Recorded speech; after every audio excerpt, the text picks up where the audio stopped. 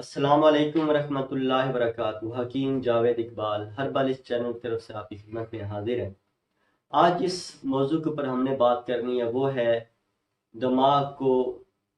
کمزور کرنے والے کون سے ایسے 5 عناصر ہیں جن کے زیادہ استعمال کی وجہ سے جو ہے وہ دماغ ایسا کمزور ہونا شروع ہو جاتا ہے۔ ان دماغ کو کمزور کرنے والے جو عوامل ہیں، جو عناصر ہیں، ان کے بارے میں انشاءاللہ آگے ویڈیو میں آپ کو آگاہ کروں گا، اور یہ 5 پوائنٹ آپ نے زندگی میں ہمیشہ ان کو پلے باندھ لینا ہے، ان کو ہمیشہ یاد رکھنا ہے، تو انشاءاللہ یہ ایسا آپ کا دماغ جو طاقت لانا شروع ہو جائے گا، آپ کی دماغ کی جو کمزوریاں وہ انشاءاللہ دور ہونا شروع ہو جائیں گی۔ تو ویڈیو میں آگے جانے سے پہلے درود پاک نبی مہربان حضرت محمد مصطفیٰ صلی اللہ علیہ وآلہ وسلم پہ میں بھی پڑھتا ہوں، آپ بھی پڑھیں۔ اللہم صلی علی محمد عبدک و رسولک و صلی علی جمیع المومنین والمومنات والمسلمین والمسلمات۔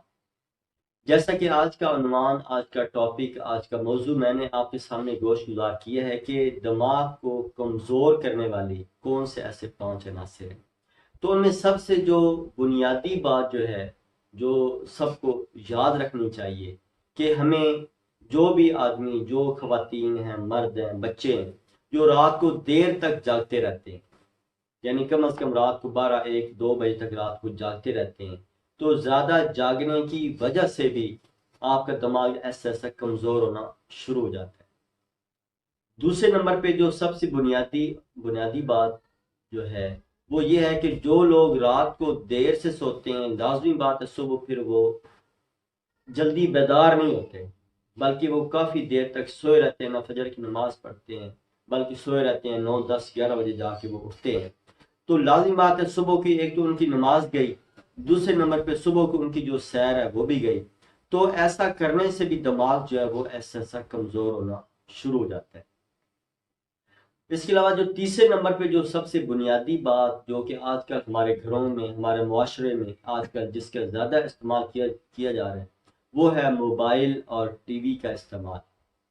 یعنی بچوں کے ہاتھ میں دیکھ لیں، بڑوں کے ہاتھ میں دیکھ لیں، خواتین کے ہاتھوں میں دیکھ لیں، وہ رات گئے تک موبائل ان کے سامنے ہے، اور موبائل کے اوپر پتہ نہیں کیا کیا چیزیں وہ دیکھتے رہتے ہیں، یعنی بے تحاشا موبائل کا استعمال۔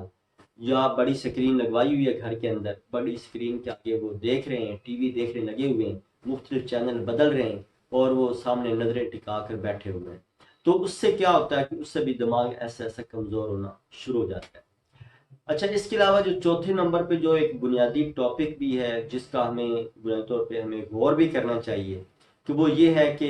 فحش جتنے بھی مواد ہیں، یعنی گندے مواد جتنے بھی ہیں، چاہے وہ رسالوں کی صورت میں ہوں، چاہے وہ موبائل یا جتنے ایسے مختلف قسم کی آج کل یہ چیزیں موجود ہیں، یعنی ان کے اندر مختلف ننگی فلمیں یا مختلف کلپس ہیں، یعنی فحش مواد جتنا بھی جو کہ آپ کے دماغ کو برانگیختہ کرتا ہے، دماغ کو ہیجانی کیفیت میں لے کر چلا جاتا ہے، ایسے مواد کا بے تحاشا دیکھنا بھی کیا ہوتا ہے اس سے کہ آپ کا دماغ ایسا کمزور ہونا شروع ہو جاتا ہے۔ اچھا، 5ویں نمبر پہ جو ایک بنیادی ہمارے معاشرے کے اندر یہ ایک وبا پھیلتی چلی جا رہی ہے، چاہے وہ لڑکی ہیں، چاہے وہ لڑکے ہیں، چاہے وہ خواتین ہیں، چاہے وہ مرد ہیں، یعنی کہ مشت زنی، یعنی اس میں یہ صرف لڑکے مبتلا نہیں ہیں بلکہ لڑکیاں بھی ان امراض کے اندر مبتلا ہو چکی ہیں، یعنی وہ آپس میں مل کے اس طرح کے پروگرام کرتی رہتی ہیں، جس سے کیا ہوتا ہے کہ ایسا دماغ کمزور ہونا شروع ہو جاتا ہے۔ دماغ جب ہیجانی کیفیت میں آتا ہے تو لازمی بات ہے اس سے دماغ ایسا کمزور ہونا شروع ہو جاتا ہے۔ اس کے علاوہ جو مرد و خواتین جو ہم بستری زیادہ کرتے ہیں، اس کی وجہ سے بھی جو ہے، یعنی فریضہ زوجیہ زیادہ ادا کرتے ہیں، تو اس کی وجہ سے بھی کیا ہوتا ہے کہ دماغ ایسا کمزور ہونا شروع ہو جاتا ہے۔